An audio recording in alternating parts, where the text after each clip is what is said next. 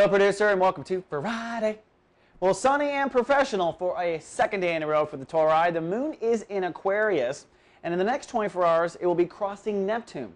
With the moon in Aquarius, your emotional focus is career and legacy, and having it cross Neptune means your emotions will log into your highest self.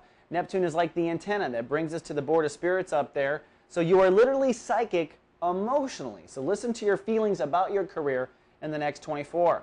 And speaking of the next 24, man, this weekend is intense. Let me tell you, this is the final turning point. On Saturday, the sun moves into Chapter 3 of Sun in Virgo. That means for Tauruses, it is time to pour the cement that will make your dreams a reality. Whether that's a romance, getting back to your creative self, a creative project, changing your career path, it is all tied to your own heart's desire, and you must now move in that direction regardless. Why? Because Saturn in the next 10 days will be particularly brutal.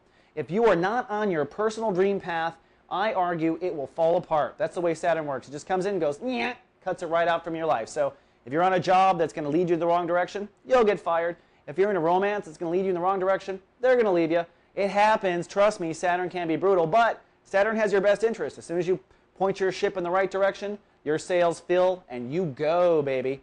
Now on Sunday, we have a full moon in Pisces. This is going to be a very big event. This is for you in the house of society and friendship. You'll be incredibly social on Sunday and Monday, by the way. But remember, last Wednesday, I warned you in the horoscope, there will be a time when you would have to suspend your beliefs about where you'll end up in society in order to let your dreams happen.